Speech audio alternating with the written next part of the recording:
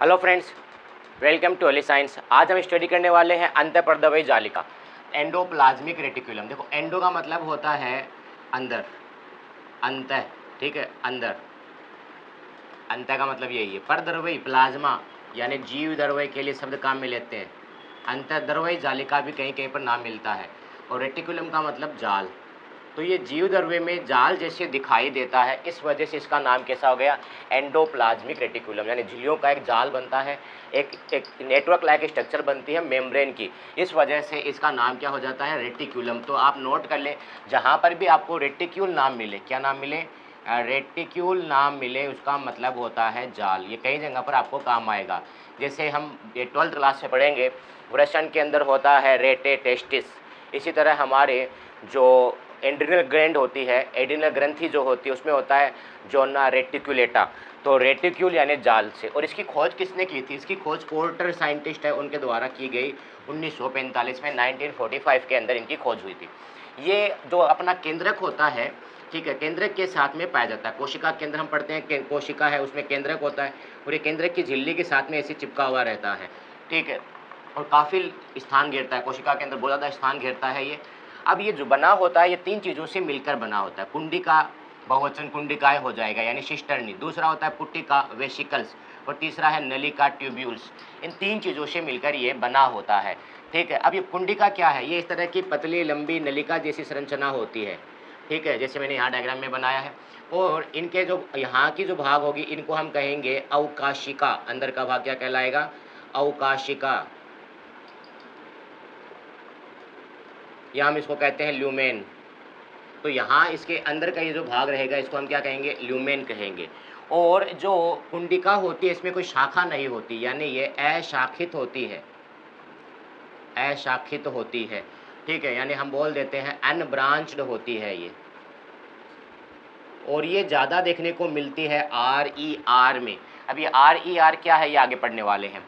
दूसरा होता है पुट्टिका। पुट्टिका ऐसे गोलाकार थैली जैसी संरचना है, जैसे मैंने यहाँ पर दिखाया है, ठीक है, गोलाकार एकदम, जैसे फॉर एग्जांपल टेनिस की गेंद है, तो टेनिस की गेंद की तरह पूरा गोलाकार है और बीच में से खाली रहता है, ठीक है। उसके बाद में तीसरा होता है नलिका। नलिका क्या होती है, इस तरह होती है संरचना, कुंडिका जैसी ही होती है, लेकिन इसमें शाखाएँ पाई जाती है, जैसे मैंने इसके अंदर दिखाया है। तो ये कैसी संरचना होती है, शाखित होती है, ये ब्रांच्ड होती है, इनमें ब्रांच प्रेजेंट होते हैं। और ये ज़्यादा किस में देखने को मिलती है, SER में देखने को मिलती है, ठीक है। अब ये SER और RER क्या होता है, जैसे मैंने यहाँ पर भी नोट करवाया, RER और SER। तो जो अंतःपर्दवी जालिका है, एंडोप्लाज्मिक रेटिकुलम है, ये 2 प्रकार का होता है। एक तो होता है खुरदरी अंतःपर्दवी जालिका, रफ एंडोप्लाज्मिक रेटिकुलम, और दूसरी है चिकनी अंतःपर्दवी जालिका, स्मूथ एंडोप्लाज्मिक रेटिकुलम। 2 टाइप के होते हैं। तो ये जो रफ और ये स्मूथ कैसे हुए, तो देखो आप ऐसे समझ सकते हो, कोई सरफेस है, कोई भी सतह है, जैसे दीवार है कोई भी, और उस दीवार पर कंकर बहुत सारे लगे हुए हैं, तो आप हाथ फेरोगे तो ऐसा लगेगा कि ये खुरदरी है, रफ है। लेकिन अगर वही टाइल्स लगी हुई एकदम से स्मूथ रहेगी। तो इस तरह ही इसके अंदर होता है कि ये जो खुरदरी है, ये खुरदरी क्यों होती है, तो इनकी सिस्टर्नी होती है। ये जो नलिकाएँ यहाँ पर जैसे मैंने दिखाया है, इन नलिकाओं के ऊपर राइबोसोम चिपका हुआ रहता है, राइबोसोम इनके ऊपर पाया जाएगा, इसकी वजह से ये खुरदरी होती है। इनमें राइबोसोम नहीं पाया जाता, इनमें जो राइबोसोम होता है, ठीक है, ये नहीं पाया जाएगा, ये एब्सेंट होगा। किनमें, चिकनी अंतःपर्दवी जालिका में।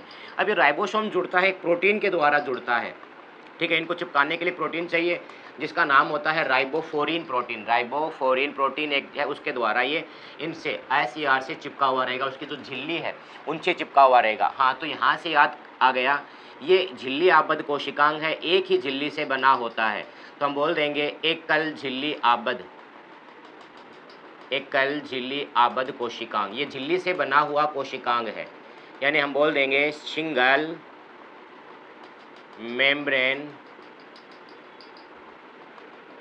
बाउंडेड ऑर्गेनेलीज है ये। तो इसमें जो झिल्ली होती है ना, कोशिका झिल्ली जैसी होती है। जैसे मान लो ये झिल्ली है यहाँ की, अगर मैं इसको जूम करके देखूँ तो मुझे वैसे दिखेगी। फॉस्फोलिपिड की 2 लेयर होती है इस तरह, ठीक है, फॉस्फोलिपिड की लेयर होती है, हमने पढ़ा था। और इसमें कहीं कहीं प्रोटीन दशी हुई रहती है, कोई ऊपर पाई जाती है। वैसी संरचना इसकी भी होती है, कोशिका झिल्ली जैसी संरचना होती है। लेकिन ये झिल्ली कैसी होती है? एकल झिल्ली होती है। मैंने पहले आपको बताया था, माइटोकॉन्ड्रिया पढ़ लिया, हरित लवक पढ़ लिया, यानी क्लोरोप्लास्ट पढ़ लिया, उनमें 2 झिल्लियाँ पाई जाती है, इसमें 1 झिल्ली होती है। अब आ जाते हैं कि ये खुरदरी अंतःपर्दवी जालिका है और यह चिकनी अंतःपर्दवी जालिका क्या कार्य करती है, इनका काम क्या है। तो खुरदरी अंतःपर्दवी जालिका का मेन जो फंक्शन है, मुख्य कार्य है, वो है प्रोटीन सिंथेसिस, प्रोटीन का निर्माण करना। सबसे इंपॉर्टेंट काम ये है। अब ये कैसे है? तो देखो, ये केंद्रक जैसे है यहाँ पर, तो मैं यहाँ बना देता हूँ, ये अपना केंद्रक है और केंद्रक के साथ में ये खुरदरी अंतःपर्दवी जालिका ऐसी चिपकी हुई रहती है, ठीक है। और इसके ऊपर पाया जाता है क्या? राइबोसोम। केंद्रक के अंदर हमने पढ़ा है क्रोमोसोम्स होते हैं, पढ़ा नहीं, आगे पढ़ा दिया जाएगा आपको। क्रोमोसोम्स होते हैं, गुणसूत्र होते हैं, उन पे पाए जाते हैं डीएनए। तो मैं डायरेक्ट डीएनए दिखा रहा हूँ। ये है अपने पास क्या? डीएनए। इस डीएनए से बनता है आरएनए। डीएनए से क्या बनेगा? आरएनए बनेगा। ये आरएनए इस केंद्रक के अंदर इस तरह छिद्र पाए जाते हैं, जैसे मैंने यहाँ पर भी दिखाए हैं, ये होल होते हैं, ठीक है। इन छिद्रों से ये आरएनए बाहर आ जाएगा और राइबोसोम के पास आ जाएगा, ठीक है। इस तरह होगा। ये हमारे पास राइबोसोम है, ये एक राइबोसोम है और उस पर आरएनए ऐसे चिपक जाएगा। ये आरएनए है, ये हमारे पास क्या है? राइबोसोम है। तो राइबोसोम के साथ में आरएनए ऐसे चिपक जाएगा, फिर इसमें प्रोटीन का निर्माण किया जाएगा। तो राइबोसोम को हम कहते हैं प्रोटीन का कारखाना, प्रोटीन फैक्ट्री, ठीक है। अब ये राइबोसोम के बारे में डिटेल से हम पढ़ेंगे। यहाँ पर हम पढ़ रहे हैं आरईआर के बारे में। तो ये प्रोटीन बनाने का काम करेगा। तो प्रोटीन यहाँ बन जाएगी, किसके अंदर बन जाएगी? जो खुरदरी अंतःपर्दवी जालिका में बन जाएगी, बनाएगा राइबोसोम, जो इसके ऊपर प्रेजेंट है। इसके अंदर सेकेंड जो काम होता है वो होता है प्रोटीन का वलन होना, फोल्डिंग होना। जैसे प्रोटीन सिंपल रूप में ऐसे बनती है, फिर उनमें इस तरह वलत होती है ताकि वो क्रियात्मक प्रोटीन बन सके। प्रोटीन को क्रियात्मक बनाने के लिए अलग अलग उसमें मॉडिफिकेशन होते हैं, रूपांतरण होते हैं, ठीक है। जो हम बायोमोलिक्यूल्स का चैप्टर है, इससे जस्ट आगे वाला जैव अणु वाला, उसमें हम पढ़ेंगे। तो इसमें ये क्रियात्मक होती है, फंक्शनल होती है। प्रोटीन को फंक्शनल बनाना होता है। इसके लिए एक प्रक्रिया चलती है जिसका नाम होता है प्रोटीन फोल्डिंग, प्रोटीन वलन। और इसके लिए एक प्रोटीन उत्तरदायी होता है जिसका नाम होता है चेपरोन। चेपरोन जो पाया जाता है किसमें? RER में। ये चेपरोन पाया जाता है RER के अंदर प्रेजेंट होता है। ये काम करेगा प्रोटीन की इस तरह फोल्डिंग करना, ताकि प्रोटीन क्रियाशील बन जाए, क्रियात्मक बन जाए। उसके अलावा इनमें क्या काम होता है? इनमें होता है एन लिंक्ड ग्लाइकोसाइलेशन। यहाँ पर नाम आ रहा है ग्लाइकोसाइलेशन, में यहाँ लिख देता हूँ, यहाँ हम इसको नोट कर लेते हैं। ग्लाइकोसाइलेशन का मतलब होता है कार्बोहाइड्रेट जो है, ठीक है, कार्बोहाइड्रेट, ये प्रोटीन के साथ में जुड़ेगा। इसके साथ में जुड़ेगा प्रोटीन के साथ में। जैसे मैंने आपको कोशिका झिल्ली की संरचना बताया था कि कुछ प्रोटीन यहाँ, प्रोटीन जो परिधीय प्रोटीन होते हैं, एक्सट्रिंसिक प्रोटीन, पेरिफेरल प्रोटीन होते हैं, उसके साथ में कार्बोहाइड्रेट जुड़ जाता है और उसको हमने नाम दिया था ग्लाइकोप्रोटीन, ठीक है। शॉर्ट में कहते हैं GP, ग्लाइकोप्रोटीन।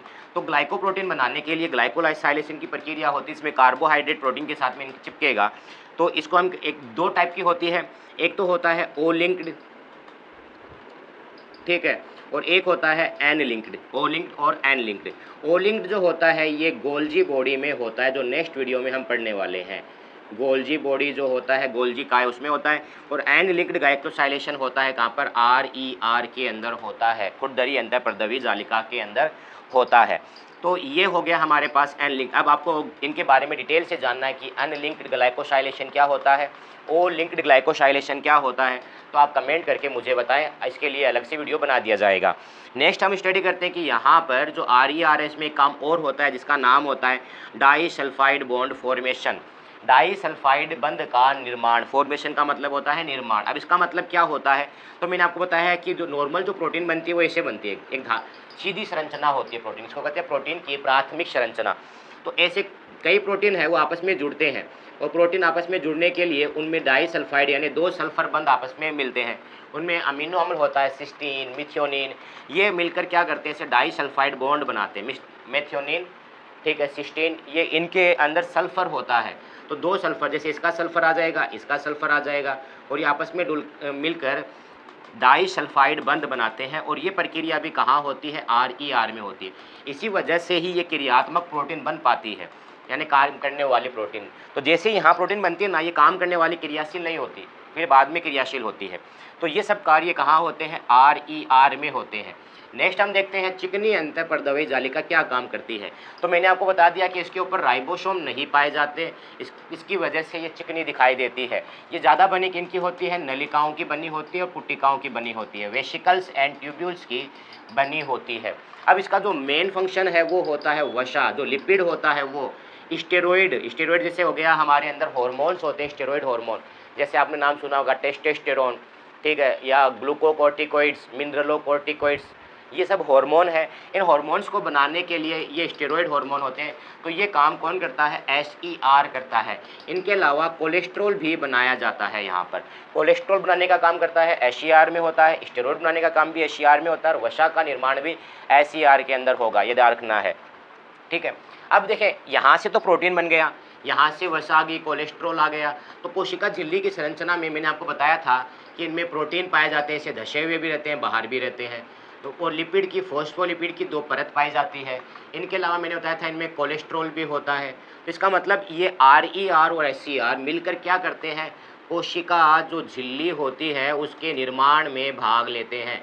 कोशिका झिल्ली के निर्माण में, सेल मेम्ब्रेन के फॉर्मेशन में ये पार्ट करेंगे, ठीक है। नेक्स्ट हम इसमें काम देखते हैं वो है अविषालुकरण करते हैं, डिटॉक्सिफिकेशन का काम करते हैं।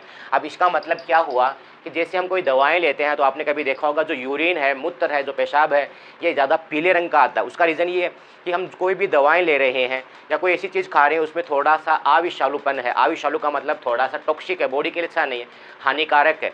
तो शरीर उसको जल्दी से शरीर से बाहर निकालना चाहता है। तो उसको बाहर निकालने के लिए उनको कम विषालु पदार्थ बना दिया जाता है। तो अविषालु पदार्थ है, टॉक्सिक है, ठीक है, उनको कम विषालु, नॉन टॉक्सिक बना दिया जाता है, अविषालु, ठीक है। और फिर उसको मूत्र के साथ में, यूरिन के साथ में बाहर निकाल दिया जाता है। तो इसको टॉक्सिक से नॉन टॉक्सिक बनाना, यानी अविषालु, जहरीलेपन से कम जहरीलापन बनाने का काम जो कर रहा है वो कौन करेगा, SER करेगा। इनके अलावा जो विटामिन C है, एस्कॉर्बिक एसिड है, उसके निर्माण का भी काम यहाँ होता है। ये कोई खास ज़्यादा इंपॉर्टेंट नहीं है। इनके अलावा विटामिन A है, आपने नाम सुना है विटामिन A, ये आँखों के लिए अच्छा होता है। तो आँखों का जो रेटिना है उसमें पाए जाते हैं अलग अलग प्रकार के वर्णक, यानी पिगमेंट पाए जाते हैं, वर्णक पाए जाते हैं। तो उनका निर्माण के लिए भी यही SER सहायता करेगा, लेकिन ये कोई खास इंपॉर्टेंट नहीं है। आपको इनके 2 इंपॉर्टेंट वर्क याद रखना है, SER के लिपिड, स्टेरॉइड और जो कोलेस्ट्रॉल है उनका निर्माण करेगा और डिटॉक्सिफिकेशन करेगा। और डिटॉक्सिफिकेशन के लिए इसमें एक प्रोटीन पाया जाता है जिसका नाम होता है साइटोक्रोम P400। CYT का मतलब यहाँ पर क्या है, साइटोक्रोम P400 बोलकर इस प्रोटीन इसके अंदर पाया जाता है। अब देखो इसमें अब क्या काम करता है नेक्स्ट। तो देखिए मैंने आपको ये बताया DNA से RNA बनेगा, RNA है ये निकल कर इसके पास जाएगा, किसके पास जाएगा, राइबोसोम के पास जाएगा। राइबोसोम फिर प्रोटीन बना देगा। फिर आगे क्या होता है उसके बारे में हम स्टडी करते हैं। फिर इनके पास में गोल्जी बॉडी ऐसे पाया जाता है, गोल्जी काई, जो हम आगे वीडियोज़ में पढ़ने वाले हैं। ये प्रोटीन है, ये इस तरह वेसिकल्स में भरकर, ये जो वेसिकल्स है ना पुट्टिका, जैसे हम ऐसे समझ सकते हैं कि टेनिस की गेंद है और उसके अंदर हमने कुछ भर दिया, मसाला भर दिया, कुछ चीज़ भर दी या समोसे है, वैसे ही उसके अंदर भरकर प्रोटीन को ये गोल्जी बॉडी के पास भेज देता है। फिर गोल्जी बॉडी भी इनको प्रोटीन की इस तरह वेसिकल्स में भेजकर जहाँ पर भी ज़रूरत होती है उसको ट्रांसफर कर देता है। इसका देखो ऐसे समझ सकते हैं, ये कोशिका है, यहाँ केंद्रक है, यहाँ अंतःपर्दवी जालिका है, यहाँ गोल्जी बॉडी है। यहाँ से कोशिका भित्ति थोड़ी डैमेज होने लगी, यहाँ नई निर्माण करना है कोशिका झिल्ली, भित्ति ने कोशिका झिल्ली। तो कोशिका झिल्ली बनाने के लिए हमें क्या चाहिए, देखो इसमें प्रोटीन होते हैं, प्रोटीन चाहिए, वसा यानी लिपिड होते हैं, लिपिड चाहिए। तो ये सब बनाएगा कौन, ये SER और RER बना देंगे, फिर गोल्जी बॉडी को दे देंगे। फिर गोल्जी बॉडी उनको ऐसे पैक करके थैलों के अंदर, उन थैलों का नाम होता है पुट्टिकाएँ, वेसिकल्स, उनमें पैक करके ये भेज देता है यहाँ पर। फिर यहाँ पर ये कोशिका झिल्ली की वापस मरम्मत हो जाती है। तो इस प्रकार ये काम करते हैं, ठीक है। इनके अलावा जैसे मान लो एंजाइम बनता है, ऐसे नाम, या हार्मोन बनता है, जैसे हमारे पास है insulin hormone. Insulin hormone protein के बने होते हैं, स्टेरॉइड के नहीं बने होते, प्रोटीन के बने होते हैं। तो इंसुलिन हार्मोन बनाने के लिए क्या किया जाएगा, केंद्रक से सिग्नल आएगा RNA के रूप में, फिर RNA इसके पास आ जाएगा, किसके पास आ जाएगा, RER के पास, राइबोसोम के पास। फिर राइबोसोम प्रोटीन बना देगा, ये प्रोटीन चेंज हो जाएगा इंसुलिन के रूप में। फिर ये इंसुलिन को गोल्जी बॉडी को दे दिया जाएगा, गोल्जी बॉडी थैलों में पैक करेगा, थैलों को क्या कहते हैं हम, पुट्टिकाएँ, वेसिकल्स। फिर ये ले जाकर इसको कोशिका से बाहर ऐसे निकाल देगा, ठीक है। और ये इंसुलिन का स्राव किया जाता है इस तरह। तो ये होता है एंडोप्लाज्मिक रेटिकुलम। तो आशा करते हैं आपको ये वीडियो अच्छा लगा है। अच्छा लगा तो अधिक से अधिक शेयर करें, सब्सक्राइब नहीं किया तो सब्सक्राइब भी कर दें और कमेंट करके हमें ज़रूर बताएं। धन्यवाद।